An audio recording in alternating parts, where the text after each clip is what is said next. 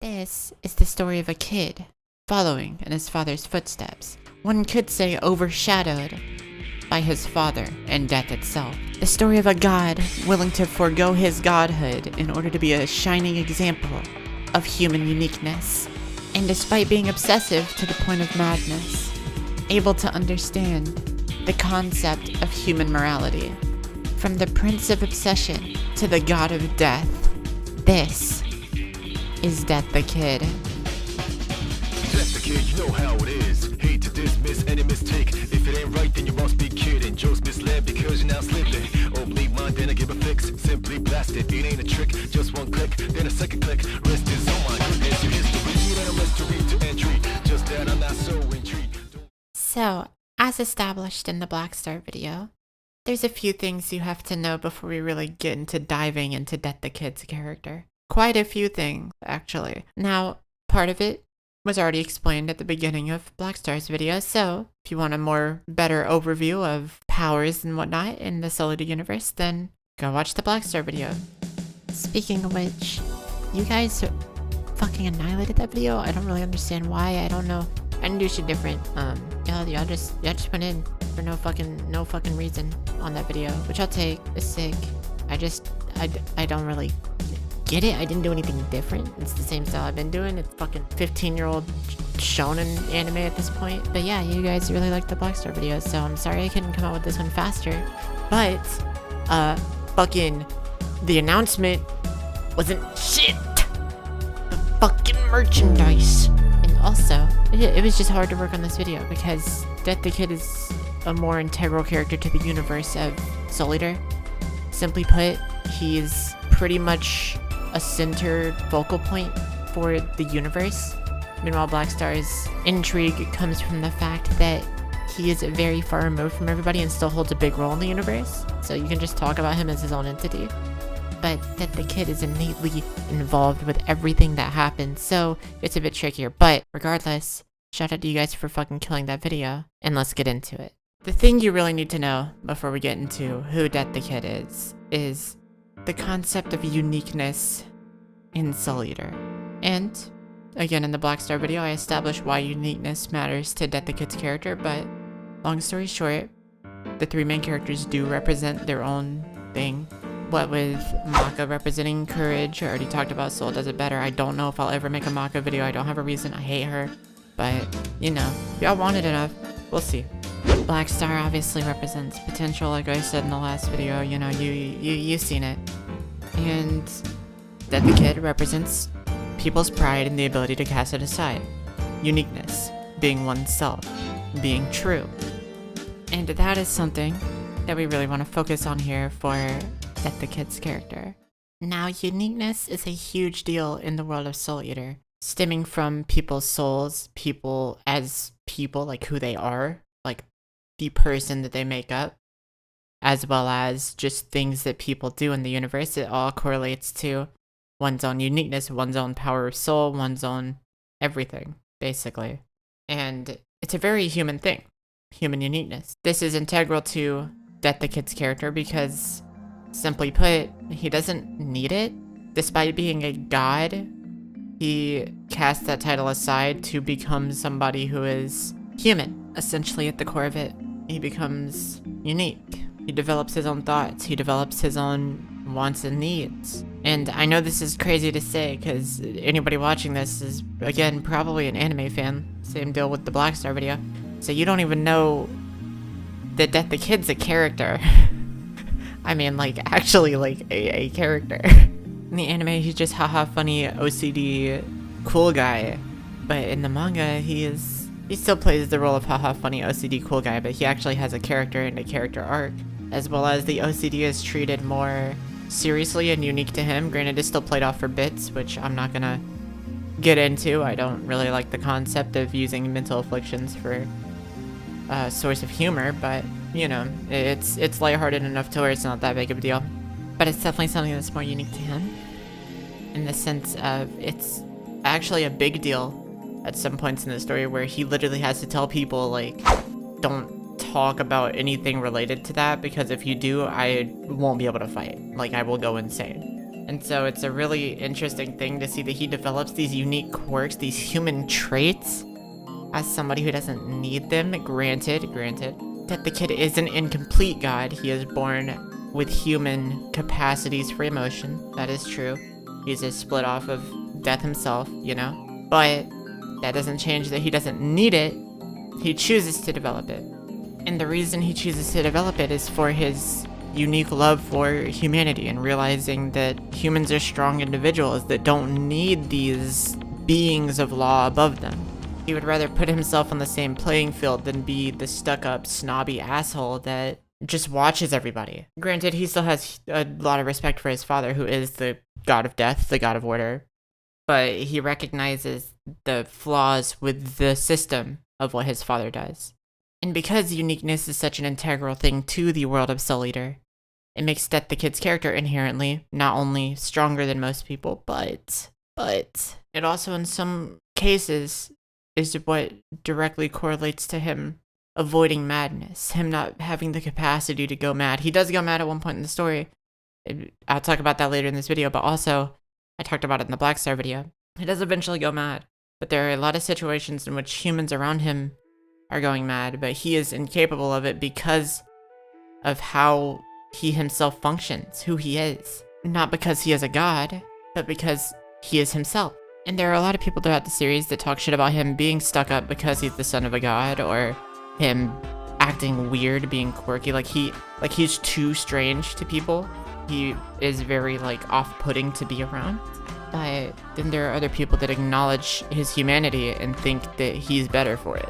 See him as a cool, interesting being because of his uniqueness. You know, like Black Star, for example, sees him as a rival and sees him not only as a god to surpass, but he sees the humanity in him. He acknowledges Death the Kid as the strongest god because he's able to realize the strongest parts of being human. But we'll get more into that in the technical third part of this series.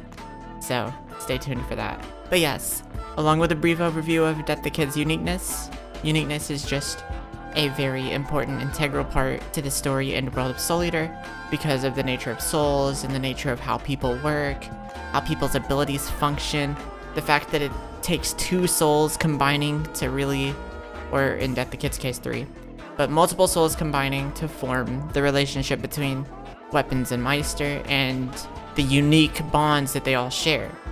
Which is also the thing that leads to Death the Kid being granted, it's a very naive thought process. He is the most trusting member of the main 3. The person with the most ability to put faith in others because he recognizes everybody's unique potentials. And that is exemplified in a few moments in the series, you know, him and Black Star talking to the being of power after their fight, and them being like, yes, Maka has things that only she can do that we need her for, or his ability to see Black Star as something that is beyond human while retaining the mentality of a human and respecting him for it, because it's much like what he did, casting away his own godhood. But it's really the reverse order, because while he casts aside his godhood to be more human, Black Star becomes more godlike while staying human. And there are multiple times in the series where you see Death the Kid value people's uniqueness, and really that causes a lot of gears to turn for him. It causes him to value people more. It causes all these other things. It makes him a very benevolent deity. Even the backstory with his weapons, Liz and Patty, he gets them because he sees them on the streets, and he literally just says, you guys seem unique. I like you. Be my weapons. And of course they think that he's some rich, stuck-up asshole kid, the son of a god. So they're like, yeah, we'll go, and they're gonna rob him. And then they end up staying because they also value his uniqueness and who he is as a person. Despite how weird and kind of goofy he is, like how strange he is as a person, they value that. And he teaches those around him to value people's uniqueness as well, because of how weird he is to be around. So despite being a god, one could say he is the most human out of the main 3, which makes him a very interesting character. Speaking of Death the Kid being an interesting character, let's get into the next part of the video. Or, as I like to call it, the madness of Symmetry. Yeah. The kid one time. Introducing my crew. So crazy how we get down. Never thought it would be like this. So crazy how we get down. Place to place up with some action. So crazy how we get down. You and me, we got it going on. Now, why do we call this section the madness of symmetry? Well, the answer is pretty simple to grasp. You see, Death the Kid has an obsession with symmetry, balance, and basically all things being even. An OCD-like tendency for things to be perfectly balanced, perfectly symmetrical. And the reason this is important is because it is a form of madness innately within Death himself. And because Death the Kid is a branching split off of Death himself, Death the Kid also holds this madness. For Death, though, the madness is more of an obsession with order. With Death the Kid, it's just evenness, balance, harmony. But in order to truly grasp this concept, I must explain one thing prevalent in Soul Eater to you. So, there are these ancient godlike beings called the Great Old Ones. Also, past this point, there will be a decent amount of spoilers for this series. I'm sorry that the kid's just that important to where, in order to talk about him efficiently, I gotta spoil a little bit. I'm sorry. So, with that disclaimer being said, let's learn y'all real quick. So, there are these 8 beings called the Great Old Ones, the 8 Great Old Ones. Alright? And the timeline is a little fucked up because Fire Force is the worst thing to happen to a manga outside of itself, as well as just being a dogshit tier series. There will be videos on this in the future. Now, these 8 Great Old Ones technically represent the sins of the Soul Eater universe, although the 7 sins do technically still exist. About 5 or 6 of the 8 Great Old Ones are known, like we know who they are, and the rest are never talked about. I'll run y'all through these because this actually matters for Death the Kid's story. So, we have Death the Kid's father, obviously, the Great Old One of Order. As you can tell, that matters the most out of these names that I'm going to list off to you because that obsession with order that Death has is innately within him. He has order incarnate, order itself, and is directly correlative to Death the Kid's obsession with symmetry, but we'll get into that.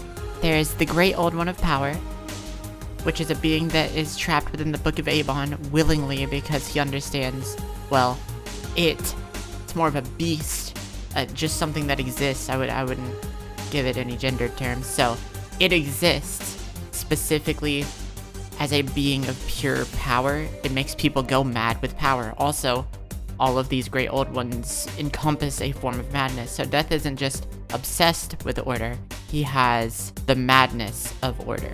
Then there's Abon, who really matters for a lot of the overall story as a whole, but only slightly is related to Death the Kid's character. We'll talk about that later. Abon is the Great Old One of knowledge, the madness of knowledge. Ashura technically shouldn't exist, is also a split off of Death. Death's fears were culminated into one being, that is Ashura, the madness of fear. So technically, to bring more parallels to the 7 deadly sins argument that the 8 Great Old Ones encompass, there were originally only 7 before Ashura was created. And then there's Excalibur, the madness of anger. I just had to list him to complete this list off for y'all. He holds no relevance in Death the Kid's character whatsoever, other than like a funny haha bit that happens. And like, I guess Excalibur's close with Death, but whatever. That doesn't matter for this video. That's all I got for y'all. Basically, other than the 5 that I listed, we don't know who the others are. It doesn't matter. They don't matter for the plot. I was just giving you guys the rundown for the list of the Great Old Ones so that this list is like complete. But the only ones in this list that really matter for Death the Kid's character are Death, Ashura, and the Great Old One of Power. And the reason that I had to preface this list to you before going any further is to show that Death the Kid has his own form of madness, considerably rivaling the Great Old Ones, which is just a godly level madness wavelengths, okay? They are maddened to the point that only a god can be mad about whatever they're, infatuated with. That the kid has that obsession with symmetry, or rather, unification. It is not necessarily symmetry, it is harmony that he is infatuated with, that has driven him mad. And this is directly related to Death himself. Now, Death has madness of order. Death is so obsessed with order that it has led him down the path of committing horrendous deeds for order, which is why he gave Death the Kid human tendencies, human emotion, feelings, things of this nature, so that Death the Kid could not make the same mistake that he did and the same mistake that Ashura did. Now, this is a spoiler, like I said earlier, but that's just how it's gotta be. Ashura, as previously established, was a split off of Death's fears. Therefore, Ashura, giving the full powers of a god and no human tendencies, became a being that was mad with fear, madness itself. And so in order to avoid that, Death made Death the Kid completely autonomous being, rather than purely obsessing over this one thing. Which is why it presents itself in the unique trait that Death the Kid has of OCD. He is obsessive compulsive about certain things because it is still that fragmentation of godhood inside of him. It is the god half of him that gives him what humans would consider a mental ailment, right? A mental affliction. So the madness of Symmetry is directly correlative to Death the Kid being a god, which is integral to his character. Because Death the Kid's mission is to abandon godhood. Because humans don't need gods. Humans are strong enough on their own, which is why he wishes to be strong as a human. There's layers to this shit, I'm telling y'all. You anime fans don't know, this is a character. I'm telling y'all. But you find out the truth behind this obsession with Symmetry that Death the Kid has. You find out the true reason behind it. You find out why he mentally thinks this way because of, and now it's tying all together, the Great Old One of Power in the fight against Blackstar. Now again, just like in the Blackstar video, I'm not going to talk about this fight in its entirety because we're saving that for the final piecing all of these videos together. But Death the Kid, the one and only time he has ever truly gone mad, and I believe he only goes mad once because he is always on the cusp of madness and understands that. I believe his self-control is far beyond human. It's another thing that exists because of his innate godhood. But I believe that this fight sums up everything about Death the Kid's obsession with Symmetry and his OCD, and him coming to terms with the fact that he is a god and doesn't care. I believe the thing that encapsulates all of this entirely, the Great Old One of Power's existence and the fight with Blackstar. So, when Death the Kid is trapped in the Book of Avon, he is trapped in the 8th and final layer of the book, being the hidden sin. All of the layers of the book are named after sins, the 7 sins, right? Now we're tying full circle, like I said. So the book's layout goes chapter by chapter. It goes lust, gluttony, envy, wrath, pride, sloth, and greed. And then there is a 8th and final hidden chapter. The 8th hidden sin. If you had one thing that you would consider a sin that is not already considered one, what would it be? The true answer is power. So, Death the Kid gets trapped in the hidden chapter of power and has a conversation with the Great Old One of Power. And you see his ideals get presented very clearly to you. So, in direct conflict with what Death the Kid was brought up to believe. A lesson from his father: killing to kill is not their job. Their job is the order that killing brings. The ability to bring others to where they need to go. And in some cases, that order does include punishment. Law.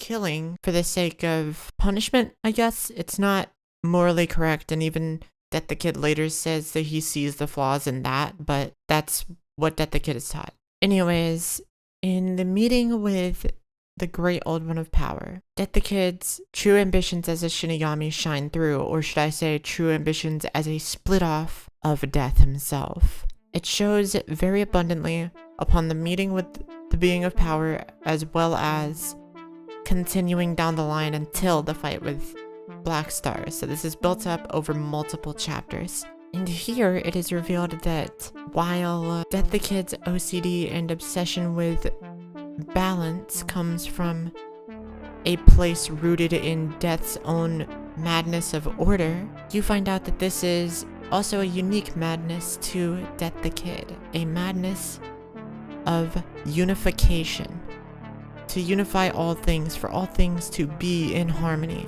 which makes sense because he is far more moral than his father. He has human morality.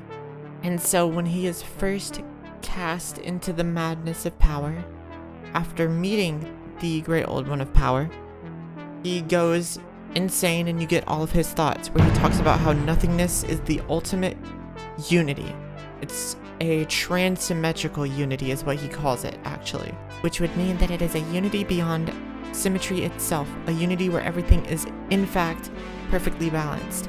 But the madness comes in and tells him that that perfect balance of all things is nothing, which hits his innate inner god of death and makes him think that by destroying everything and by death's existence, causing nothing to exist will bring about that order.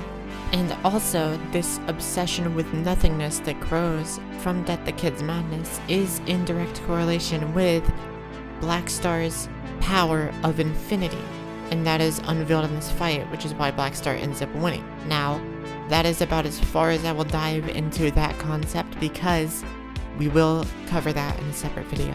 But throughout this fight, Death the Kid's ideals and madness are shown very clearly, and basically make an example of the culmination of all of his thoughts heightened to a degree of insanity. What is the boundary for his obsessive compulsiveness with unification? Make him insane, it becomes an obsession with cleansing, which is also somewhat of an OCD trait if you wanted to read into it that much.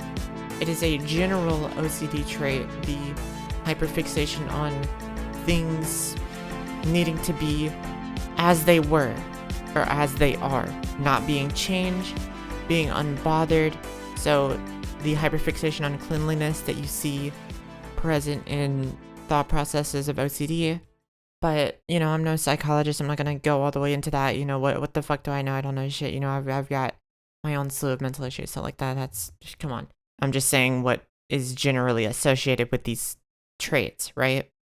But what does matter is that at the end of the fight, you see Death the Kid's true self shine through and what he thinks as a Reaper, as a Shinigami. And this essentially boils down to unity does not exist in nothingness, because that would be him denying the concept of life itself, and Reaper's jobs is to bring about order through death, in the sense of life exists, therefore death must exist. It itself is its own symmetrical unity. And once he realizes this, it opens a new path of thinking for him, as well as allows him access to his final ring of death. And he realizes this, although it doesn't get used until way later on in the series. Which, speaking of later in the series, let's get into the topic of this video.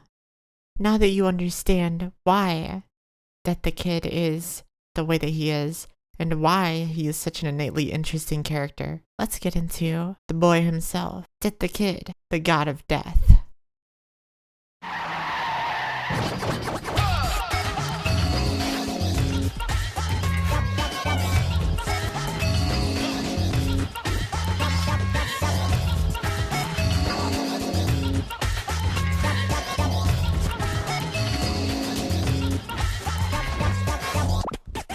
Hype up the motherfucker. Now y'all know I like actually talking about the character themselves in the last section of the video. That's what I like doing. I usually like prefacing with things that make up the character before really going in on who this character is, why they're sick, so on and so forth. I don't know how long this video is going to end up being. It might end up being shorter than the Black Star video, but do not let it fool you. This one was a lot more difficult. That being said, the last two sections are very important notes to take on Death the Kid as a character, because they show many things, but knowing first and foremost that he is derived from uniqueness, he is very trustful, maybe even naively so, and he is obsessed with unification, unifying, and is able to turn that into a source of good for him to do because he can keep that madness at bay. These three elements are shown time and time again talking about this character. And there are many moments that make this abundantly clear. And I know I said it earlier, but there are spoilers here for me to fully broaden the scope of how this character works. I'm trying to think of, it's not necessarily broadening the scope, but it's just a full overview basically of what this character does. But I digress. So near the end of the series, Death the Kid, being basically the god of unification at this point, somebody that is well versed in basically friendship, becoming friends with people, which is very weird. Actually, side tangent for a second. Despite the fact that Death the Kid is the diplomat of the group and the most friendly and unifying person of the group, and probably like the most trusting as well, he's actually the furthest removed from one of the most major plot point characters in the series, that being Krona, which is something that they set the entire plot of Soul Eater ablaze multiple times with just their sheer presence, and yet the people that are the most related to Krona are Blackstar and Maka, because Death the Kid's usually just dealing with bigger things. It's just an underutilized connection, I guess. But I just thought that would be interesting to note as far as Death the Kid's character goes. Anyways, near the end of the series, the real tying together moment of Death the Kid's character is when they go to war with Ashura. Death the Kid has one mission before they're able to win, basically. And that is somehow unify the witches and the humans as one army to fight together, which I want you to put this in perspective, okay? Alright, so to give you an example of how deep-rooted this hatred is between the witches and the humans at DWMA, the Meisters and the Great Old Ones, especially Death. Y'all ever heard of, I don't know, this thing called, like, the Atlantic slave trade? And, like, you know, like, how they got, like, a bunch of, like, I don't know, like, mainly, like, African and, you know, indigenous people, kind of transported them to the U.S., and there's, like, underlying unrest and issues dealing with race to this day. So imagine somebody stopping that. Imagine somebody literally ending racism. That is Death the Kid's mission. So, that is, like, the penultimate point of his character, though, is to go to these beings that he even says to their face that he could destroy, and going, not only do you guys deserve to live, you guys deserve better conditions than what you have been given. Join us in the war. And they do end up unifying. He unifies the witches and the people. It's very, very closing together of his character, very tying loose ends moment, which makes sense because shortly after that, he becomes Death. No longer Death the Kid, Death, when his final Shinigami ring activates. And it brings up a nice philosophical question, or at least it would if it wasn't underutilized, in the fight against Ashura, because there's a plot point where basically you find out that the entire time Ashura was Death the Kid's brother. And so you kind of have this moral dilemma of, well, if he's a split off of Death, then is Death the Kid just, like, inherently doomed to be mad like these two? And is he, as a god of death, able to truly unify? Or is he just, does he have to embody this element of order that Death is? And it brings up some nice philosophical questions, if it mattered at all. They kind of don't utilize it in the slightest, but it's still something cool to think about. You know, just for the sake of questioning what Death the Kid is capable of as the new Death, as the new Grim Reaper. But like I said, doesn't really get utilized at all. It doesn't get played into, because about 2 chapters later, I mean, they have to, it's in the final volume, they have to wrap things up, you know? So that's just the unfortunate nature of writing, is sometimes you have dropped concepts and ideas. I say that about a lot of things in Soul Eater, and I know this is kind of a side thing, but I feel like it is worth mentioning. I say this about a lot of things in Soul Eater. I think Soul Eater is a great manga. I'm not going to talk about the anime. Shut the fuck up about the anime. But it's a great manga, okay? But there's a lot of things that get underplayed, underutilized, or straight up dropped that they could use a lot more of. Like, for example, I mentioned earlier in the video, you don't learn anything about the other great old ones that were killed by Ashura, what they embodied, or anything of that sort. You don't learn anything about a character named Ginkgo that has a lot of potential to be a crazy character, a crazy villain, and they kind of just dropped the ball with him. Justin Law is also kind of the same way.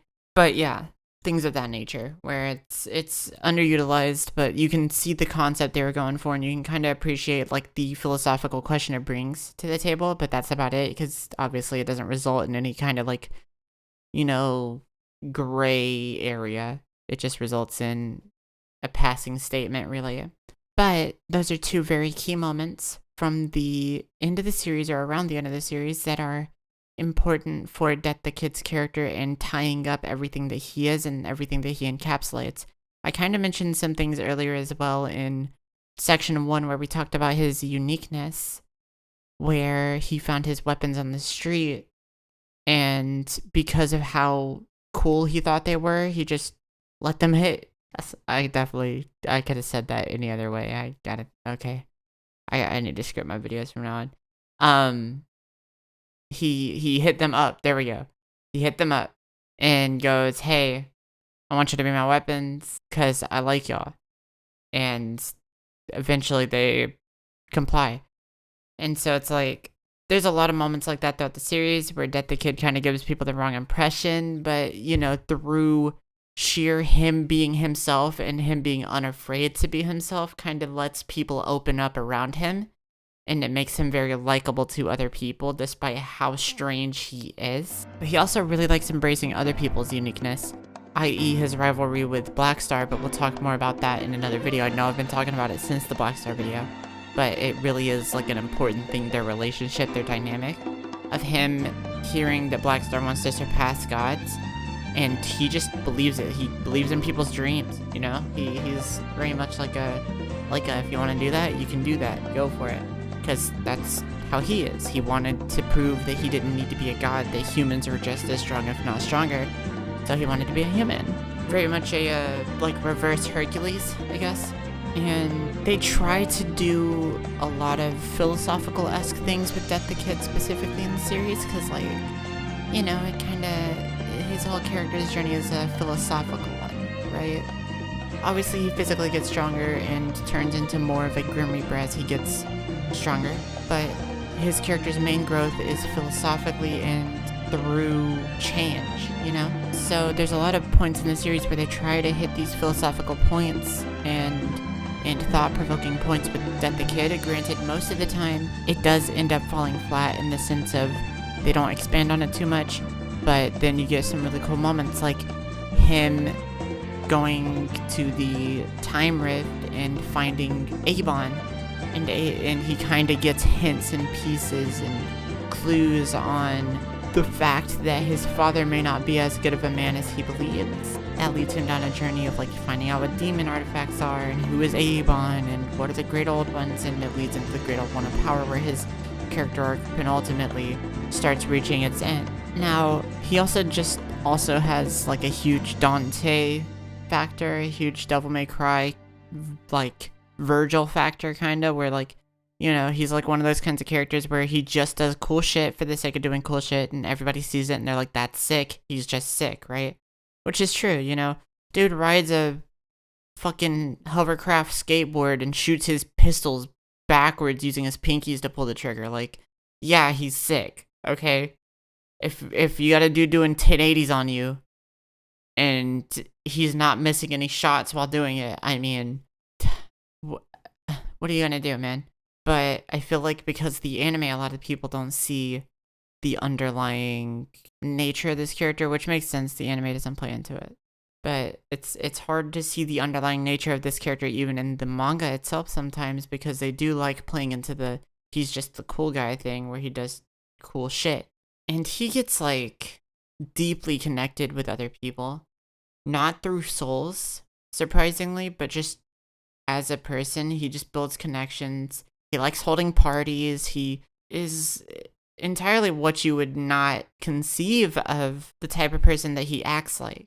But he just enjoys life. He loves celebrating life. He loves the concept of life, which is penultimately what makes him the best version of death, because he's willing to respect life enough to understand that death only exists to bring order to it. But like I said at the beginning of this part, I know that this video is coming out a lot later than any of us thought it would. We thought I'd come out with this sooner after the Black Star video. I thought it'd be easy to record. It wasn't, because it's hard to talk about Death the Kid without spoiling everything, but I think I've done a good job of encapsulating it. And he's very philosophically, that's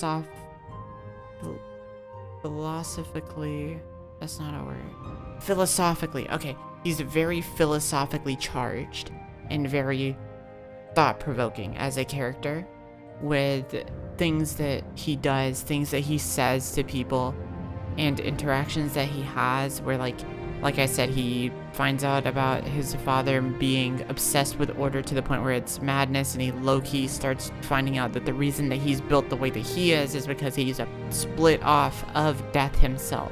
He finds out about his dad's horrendous past eventually. He meets the witches and discovers years and years of hundreds of years of history between DWMA and the witches that results in basically what is essentially imperialism.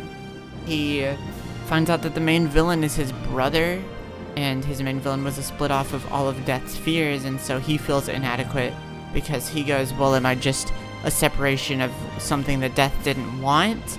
Am I destined to become like my brother? Am I destined to be obsessed with order like my father? And so you get some cool ideas with him, but sometimes they just aren't followed through.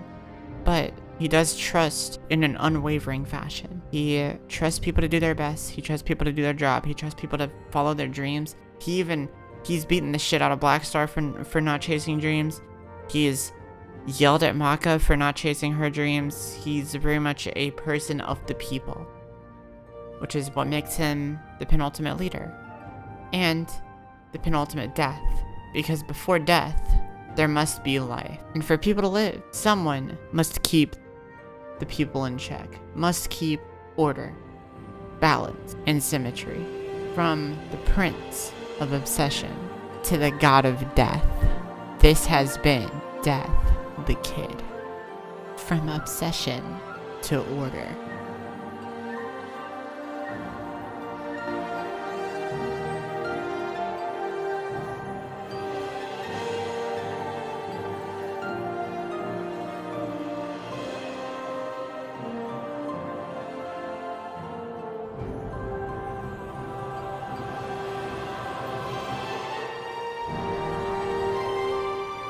Now, unlike the Black Star video, this final thoughts closing section shouldn't be too long, because the reasons that this video is important to me is already kind of elaborated on in the Black Star video. But I also just love the concept of uniqueness being important to a character. It's not something that's celebrated enough in any kind of media. People being themselves and getting rewarded for it, being that unapologetically. Which, I'm saying that as a person who literally has every slur applicable to them. So, I'm obviously not afraid to do that, and I wish more people would be okay with the person they are at the end of the day. That's really it.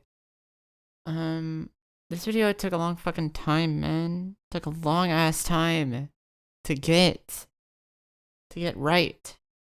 Re-recording after re-recording after re-recording, because I just rambled and rambled and rambled, and I finally managed to get a recording where, after cutting down the superfluous shit, we got a solid one. But this entire time, I'm just sitting here meticulously looking over everything I've said, and I'm like, did I include enough? Did I include too much? Death the Kid is far more important to the universe as a leader than Black Star is. making him basically the polar opposite, which is what makes the rivalry so great.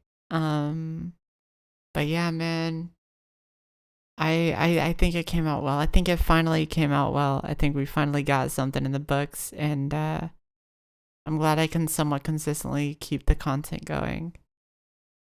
A few days ago, y'all saw the One Piece chapter review, the double feature. I don't really want to I don't want to do more double features. If it happens, it happens, but I'll only do that if like one chapter is really like filler, like uninteresting. But I might not stress as much about getting those out on Sundays anymore from now on. I just want to be able to get them out the week of. If they don't come out the week of, then we do a double feature.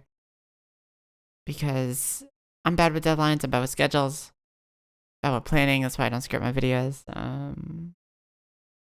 Just the nature of ADHD, it is what it is. But we got it done. We're here. I hope y'all enjoyed it. I had a lot of fun with this video, even though I re-recorded it and was kind of in hell with it mentally. But I'm really glad we got this one done, because now I have a lot of video ideas recently that I want to start doing. We have the Black Star and Death the Kid rivalry video coming up next in terms of Soul Eater videos. We have I'm going to try some more for fun style videos, including a tier list that's coming out soon, TM, that I recorded with a friend, two friends of mine that they got me along for. We've got some more impactful videos that actually mean stuff coming out soon. I'm going to look into Trigger series, even if I'm not a big Trigger fan. I think it'd be good for content. Next manga I'm reading is Beelzebub. I read like the first half and then dropped it at one point, not because I disliked it. I actually really liked it. I was just busy. But we're gonna do that and hopefully have some videos on that. I got an idea for maybe a Fist of the North Star video or two. We got a lot of shit. So that's all I got for you. This was a good experience. I hope y'all enjoyed this one. Recording has been it's weird because my throat's been fucked up the past few days. I'm sure it's noticeable in recording, and I'm sorry, but you know, that's not gonna stop me, right? With all that being said, it's been your girl, King Kiyoma, aka Goth Bitch 302, aka the Lost Gorgon Sister, aka Sienna, and I'll see y'all later.